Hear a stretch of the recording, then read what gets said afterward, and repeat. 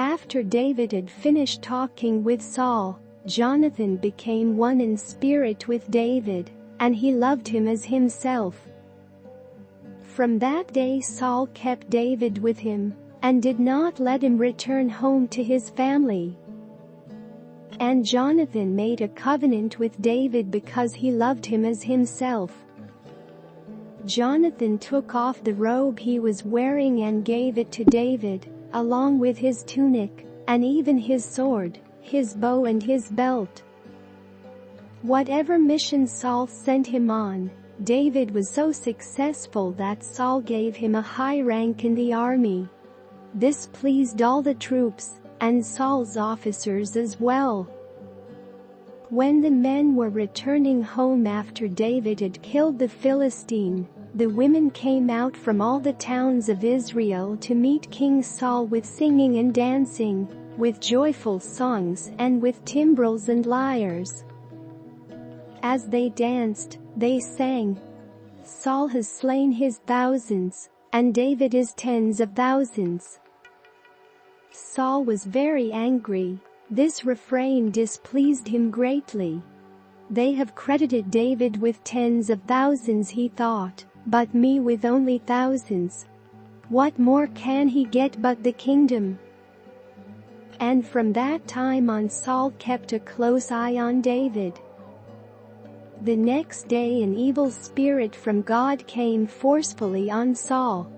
He was prophesying in his house, while David was playing the lyre, as he usually did. Saul had a spear in his hand, and he hurled it, saying to himself, "I'll pin David to the wall." But David eluded him twice. Saul was afraid of David, because the Lord was with David, but had departed from Saul.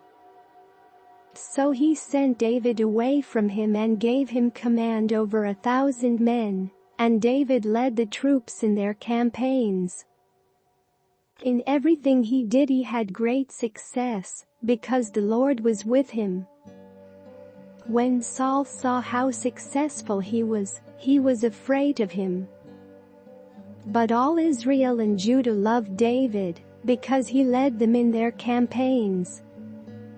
Saul said to David, "Here is my older daughter Merab. I will give her to you in marriage, only serve me bravely and fight the battles of the Lord." For Saul said to himself, "I will not raise a hand against him. Let the Philistines do that." But David said to Saul, "Who am I, and what is my family or my clan in Israel, that I should become the king's son-in-law?" So when the time came for Merab, Saul's daughter, to be given to David, she was given in marriage to Adriel of Meholah. Now Saul's daughter Michal was in love with David, and when they told Saul about it, he was pleased. "I will give her to him," he thought, "so that she may be a snare to him, and so that the hand of the Philistines may be against him." So Saul said to David, "Now you have a second opportunity to become my son-in-law." Then Saul ordered his attendants, "Speak to David privately and say, 'Look, the king likes you, and his attendants all of you, now become his son-in-law.'" They repeated these words to David. But David said, "Do you think it is a small matter to become the king's son-in-law? I'm only a poor man and little known." When Saul's servants told him what David had said, Saul replied, "Say to David, 'The king wants no other price for the bride than 100 Philistine foreskins, to take revenge on his enemies.'" Saul's plan was to have David fall by the hands of the Philistines.